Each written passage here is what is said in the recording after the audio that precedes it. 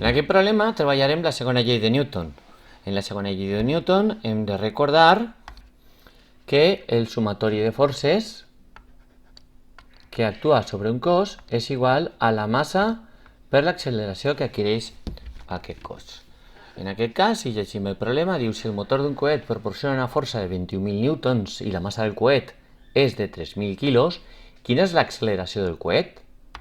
Bé, el que hem de posar en primer lloc és ubicar la força cap a on va dirigida. Recordem que la força és una magnitud vectorial i per tant té un punt d'aplicació, una direcció, un sentit i una intensitat. En aquest cas el punt d'aplicació serà en el coet, estarà dirigit en la direcció que va en vertical des del coet i en sentit ascendent. I el mòdul de la força ho tenim ahí. El mòdul de la força que està espentant en aquest cas és de 21.000 newtons. I la massa del coet? La massa del coet és de 3.000 quilos. Què ens queda? Doncs intentar calcular l'acceleració.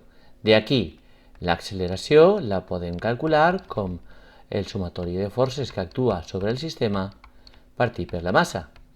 Molt bé. Quantes forces tenim? Doncs només tenim una força, per tant l'acceleració serà igual a aquesta força que està espentant, que és de 21.000 newtons, partit per la massa, que és de 3.000 quilos.